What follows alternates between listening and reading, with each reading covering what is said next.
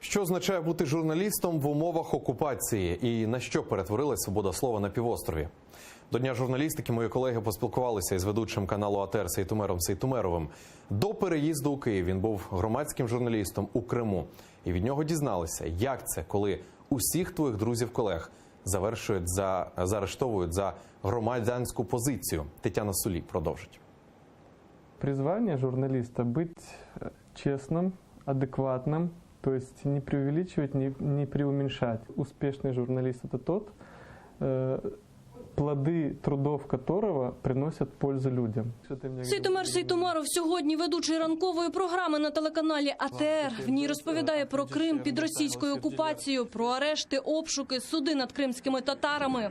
Багато з тих, про кого йдеться, його друзі. Наріман Мемедімінов, Сервер Мустафаєв, активні учасники Кримської солідарності поповнили список політичних бранців Кремля. Їх заарештували, звинувативши в тероризмі. Сейтумер Сейтумеров переконаний, на окупованому півострові сьогодні немає іншої причини для ув'язнення, окрім незгоди з путінським режимом. Ми являємося свидетелями тих останніх событий, які сьогодні происходят, давлення на СМИ, которые остались уже в виде гражданских журналистов, активистов. Тот же Нариман Мемедиминов, тот же Сервер Мустафаев. В целом общественное объединение «Крымская солидарность», которое освещает те новости, которые происходят сегодня в Крыму. Естественно, это все небезопасно, но при этом, если сильно захотеть, можно всегда преодолеть и страх. Економіст за освітою, працював менеджером в бахчисарайському кафе «Салатчик», захоплювався фотографією. Сейтумер Сейтумеров розповідає, ніколи не думав, що доведеться стати журналістом.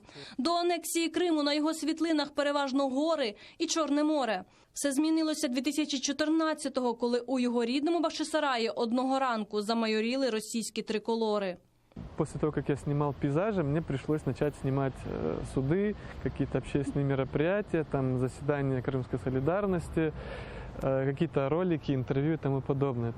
Сейтумер і сам свого часу став жертвою псевдоправосуддя російських окупантів. 2017-го до його дому прийшли з обшуком, потім були допити і вимушений виїзд на материк. На питання, як йому вдалося не потрапити за ґрати, Сейтумер віджартовується. ФСБшники хотіли, щоб я поїхав з Криму і замовк, але, каже, тепер шкодують, що в 2017-му не назвали його терористом. Вже тут на материку Сейтумер у своїх ефірах говорить правду без прикрас, бо журналістика не має права перетворитися на пропаганду. Каждый журналист, в каком бы он издании ни был, вот как есть у медиков закон, что он должен лечить, как полагается, как должен это делать и прилагать все усилия, так и журналист должен раскрывать события именно так, как они происходят. Сьогодні у День журналіста Сейтумер просить своїх колег лише про одне – підтримати тих, хто зараз, ризикуючи своєю свободою і життям, силою слова, протистоїть оккупационному режиму в Крыму. Чувство благодарности было, с одной стороны, и чувство солидарности, так как это тоже ваши коллеги, но пусть они будут не профессионалы, пусть они не заканчивали журналистические факультеты, но сегодня они выполняют вашу работу, выполняют нашу работу. Тетяна Сулі, Нікіта Проскурін, Заман, АТР.